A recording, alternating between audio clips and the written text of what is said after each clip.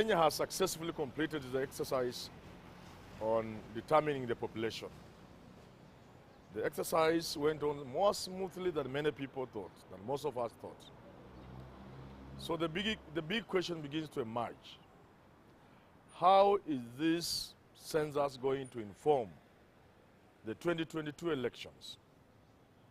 But before that, there are always questions that emerge during such an exercise. In 2009, the big question was the Somali numbers. In 2019, the big narrative, the big question is around the Luhya numbers. Some have argued that this census was just going to confirm that the Luhya were the majority in this country. If indeed it is so, the country will be waiting to see what the Luhyas will do with these numbers. Because, like it or not, elections are all local. Anywhere in the world, there are always issues that determine elections. In this country, it is tribe or ethnic community. In America, they have their own demographics around which they organize their elections.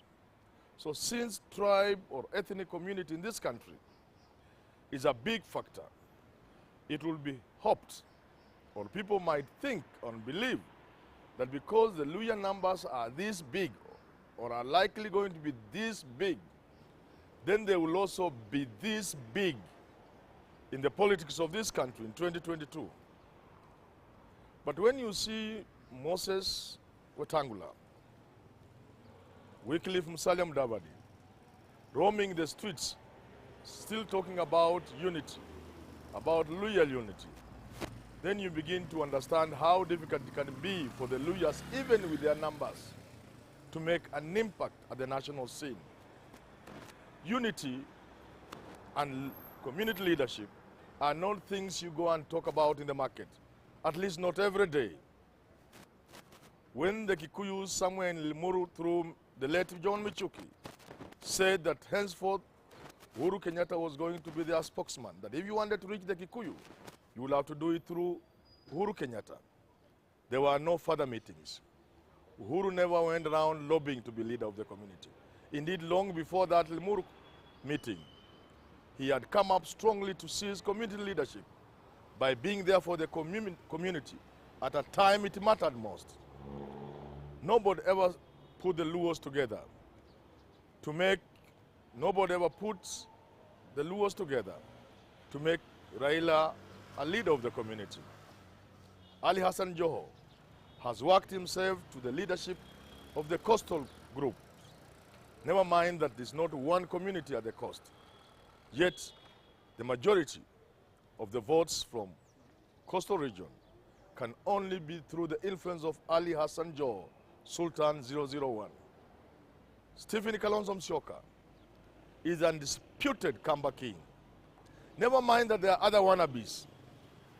You never find Kalonzo Musyoka roaming the corners of Kambani, trying to sit down with Charity Ngilu to discuss the leadership, trying to sit down with anybody else, trying to confirm that he's a leader of Ukambani.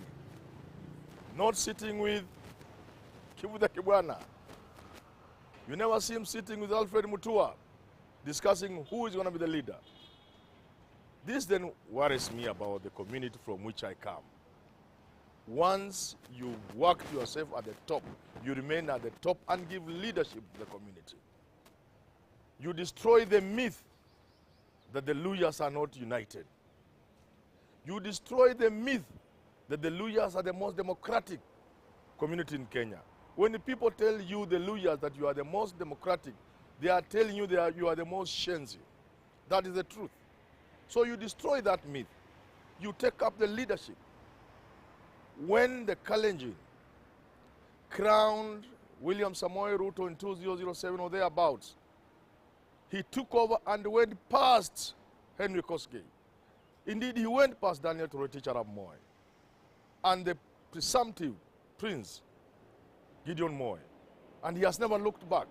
So when, on the 31st of December 2016, through an initiative by Francis Atwoli, through a serious community search, through a research, it emerged that Wycliffe Musalia Mudavadi would be the Luhya leader, and he was crowned as such in Bukhungu Stadium, where thousands upon thousands of people turned, where I saw thousands, hundreds of thousands of people in Kakamega town coming to witness this great moment. I thought Wycliffe Musalia Mudavadi should have taken over the mantle and never looked back. So when I see them moving around and talking about Luhya leadership, with all these numbers, that the census is likely to confirm, then I'm amused. In any case, where is this Luhya unit, Musalia Mudavadi and Wycliffe and Moses Wetangula? Where is this unity, really? When even a simple test like Kibera, you as ANC has fielded somebody, you as Moses Wetangula, for the same community, where it is said, most likely, correctly, that you, the Luhyas, are majority in Kibra, how come the two of you are fielding two candidates, and yet you still talk about Luhya unity? This brings me to something else. If you had leadership as Luhyas, there are so many of your people in Nairobi that on top of Westlands, you could easily capture Langata, capture Kibra, capture Makadara, which traditionally was yours. That would have happened. Dagoretti is over 60% Luhya, Dagoretti North. But because the community lacks leadership, and this is why I want to invite people like Oparanya to take up this leadership if Musalia Mudavadi and Moses Wetangula are unable. If the Luhyas had a leader who would excite them, they would produce a governor of Nairobi. So since Songo doesn't want to stand again, as he has said, he goes for something only once, Sakaja should be the automatic Luhya candidate. And he should be the governor of Nairobi, perhaps, or any other serious Luhya. But that requires a Luhya leadership. You should destroy that myth. In 2002, when the Luhya saw a leader in the person of Michael Wamalwa Kijana, to a man they all went to the rainbow. Musalia Mudavadi lost to a church pastor because Michael Wamalwa Kijana excited the community into joining the Rainbow Coalition. They saw a man in him. So if they see a man in a Luhya, he can organize them. So stop roaming the streets and talking about Luhya unity. Because if you do so, then you'll be confirming what Francis Atoli said one time, Nyinyi waliwa ni washenzi. But then somebody came in, Boni Khalwale, and he said, Sisi waliwa si washenzi. I am a medical doctor, which is good. He is a leader. I like his boldness, his openness, by leaving Ford Kenya, Luhya party, by leaving Moses Wetangula, the party leader, and joining Uhuru Kenyatta's Jubilee via William Ruto. In broad daylight, that's what a man does. But he must up the game. Boni Khalwale, you must lead the Luhyas, if you can, into taking a meaningful position in Jubilee. So that let the Luhya begin to see you. Let William Samoei Ruto have no choice than to take you as his running mate. Let it emerge, play your game so that you don't shame the Luhya. So that when it comes to 2022, you are a mere flower girl, as William Ruto looks for a running mate. That's what Luhyas will not want with these numbers that the census is likely to confirm. Move with speed. Mudavadi should know, for example, formations are there. There is Jubilee, Kieleweke, there is then Tanga Tanga. You are either in one or not. And by joining either side, Mudavadi does not have to go there as somebody playing second fiddle. No. You can go there and move the center. You can go there with the numbers of your community and move the center and take over the leadership of whether it is Tanga Tanga or Kieleweke. Alternatively, because of these numbers that are likely to be confirmed, you, Wycliffe Musalia Mudavadi, can come up and make mincemeal of the two sides and come up with a third force that renders Kieleweke and the Tanga Tanga irrelevant. Because of your numbers, we want to see you come up with that kind of force. And that's why I'm concluding by saying, because of these numbers of the community from which I come, the numbers which if the Kisses had even half of, they will do wonders in this country. Because of that, I'm saying, if these two are still roaming the streets of Nairobi and talking about unity, Ambeza or Paranya, you have said you want to be president. Take up the leadership. Take up the leadership and make use of these huge numbers. In the event these leaders are unable, Francis Atwoli yourself, come up and take the leadership of the community.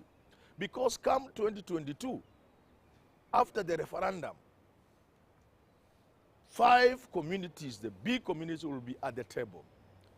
We want you, Francis Atwoli, if these other people are unable, lead the Luhya community on that table of 2022, beginning by leading the Luhya into the national referendum, so that you even determine in that referendum the way things will go in 2022, so that as this country is determining its leadership, the Luhyas are there.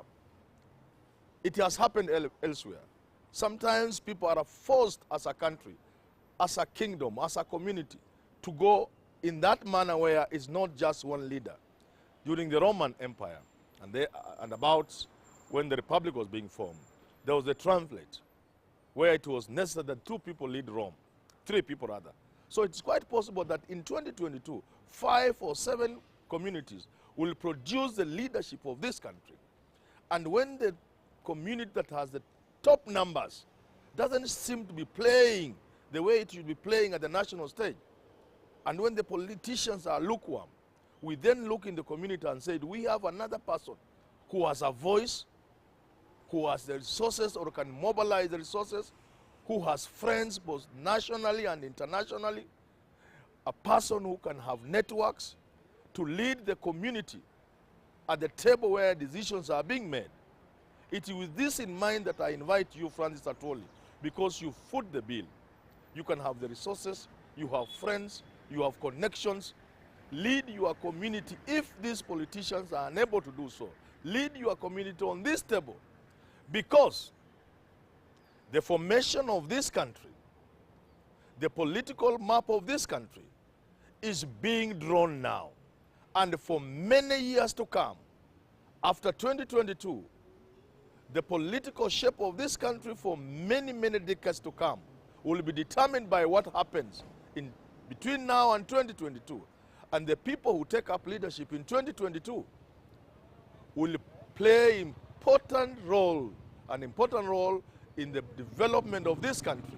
And because politics and development go hand in hand, those communities, those people who fight for space at the national level, those people who fight for space at the national level will have a fair share of what goes on in this country. And therefore, Wycliffe Musalia Mudavadi, Moses Wetangula, Boni Khalwale, Oparanya, I challenge you to take the mantle, lead your community into what is going on in this country. Be big players. And because you are likely to fail if you don't take care, I therefore invite Francis Atwoli either to help these people forge something for the community, or in the event they don't, take up that responsibility, Francis Atwoli. Otherwise, the community will be shenzi, and if you are a part of them, you too will be shenzi.